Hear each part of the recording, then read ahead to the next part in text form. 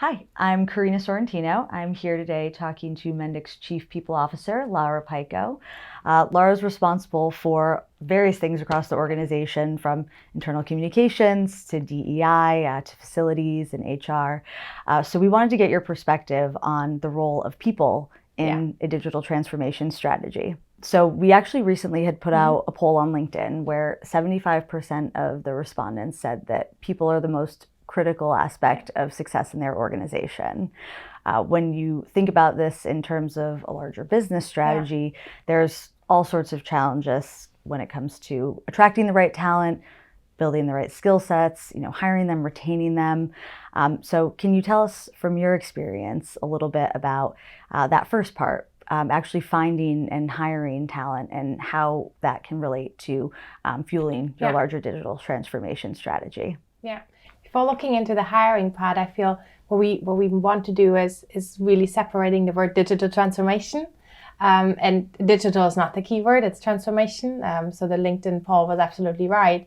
The most important part are people, and that's related to the transformation piece you want to do as a company. But for me, there's a clear way how to think about these topics. So like we come from a past, especially when you talk about very active candidate pools, where you would go out as an employer and say like, hey, we give you a great opportunity, right? But meanwhile, like especially when with the candidate pools, which are more passive, and candidates and like these high tech talents have a lot of choice where to go, and they can really, really be picky, and they should. It's a different mindset. It needs to be a mindset where it says like, hey, we are very happy that you choose us as an employer. And that also really needs a different understanding of the candidate behavior we're having. And understanding candidate behavior is really the core of everything. And what I mean with that is really going through the different stages and the moment that matters in a candidate journey. So you would go from like in exploring, like where a candidate just, tries to understand what your brand is from a product perspective, but probably also from an employer perspective, into a considering stage. In a considering stage, moments that matter are the interviewer or the recruiter reached out the first time. You have your first interview. How transparent does it feel? Like, how fast do you get your feedbacks, right? And then you go into a stage what we call considering, which then you would probably be in a negotiation phase. Like, how does it feel for you? So you really need to understand these moments that matters. So to sum it up, there's no specific action, but it really depends on the value proposition of your company, understanding moments that matters, and go through them from the lens of the candidate.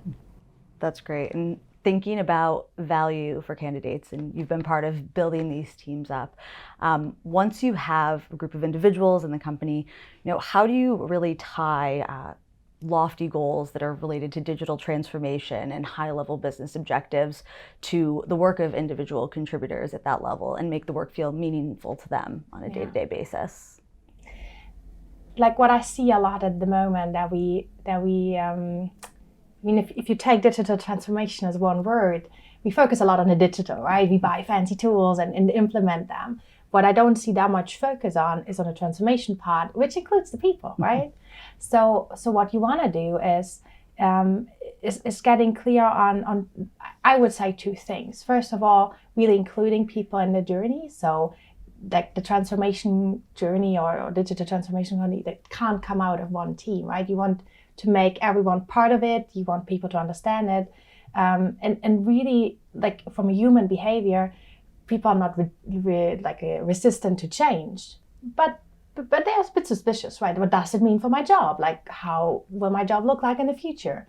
And making them part of it really will help you to implement. And the other thing is to make sure that we have the right skills. What you see a lot at the moment, I feel, is companies hiring, hey, let's hire a data analyst and buy a fancy AI tool. And that will solve the issue, but it won't. So taking people on the journey, making sure that they have the right skills is crucial. And a lot of this sounds like it relates to overall an employee's experience. And I think when people hear digital transformation, often they think about the external user and how their interaction is with brand. But a lot of this comes back to people, as you said. So what are maybe some ways that you've been thinking differently about employee experience as we're talking about digital transformation more? For me, it goes back to the moments that matters. So you said in the beginning, right? Like a lot of, but there's this perception that it's mainly about the experience you provide to customers. And I would argue exactly the other way around. I mean, if you look at recent studies, right? Like if you have a great employee experience, it's way more likely that you will also provide a great customer experience. And for me, it's going through the life cycle of an employee. I mentioned a few before, right, in hiring, but then also going through the moments that matters why you work with us. So like, hey, you got your first promotion, or maybe you just had a life event, like it's an anniversary, or you got married. Like all these moments matter. And then there are moments which matter when you consider to leave.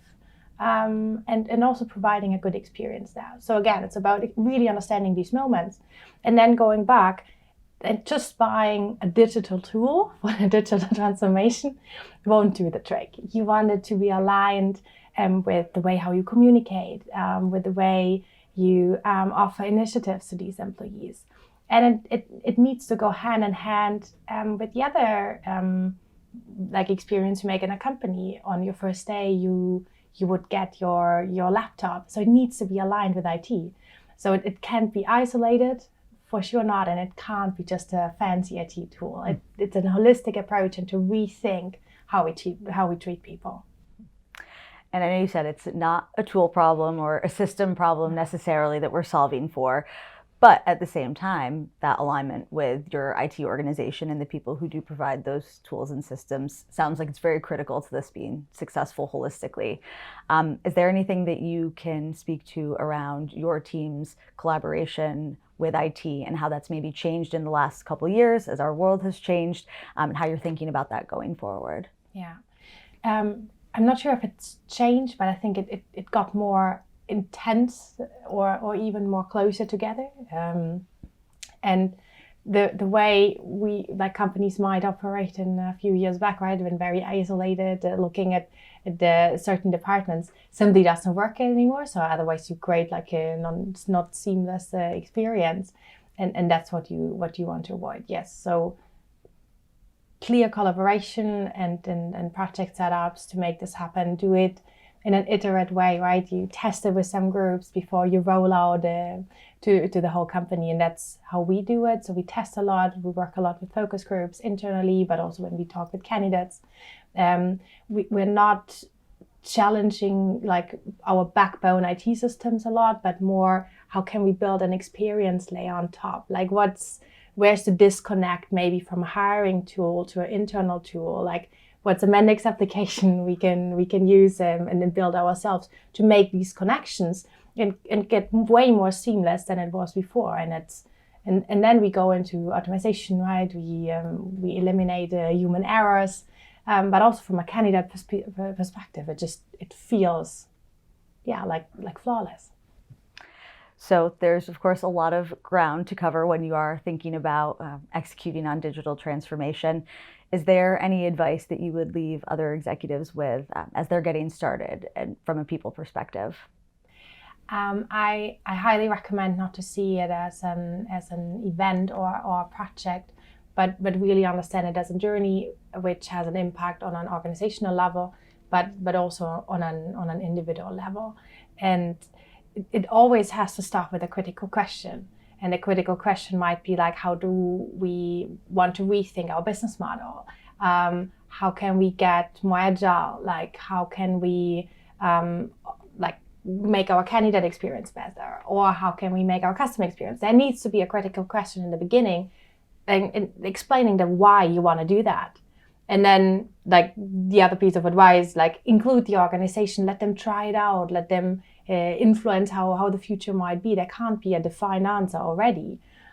So really including them, people, let them fail. And if you don't have the culture to let people fail fast, like it's always okay, right, to succeed slowly, but you need to make sure that the outcome is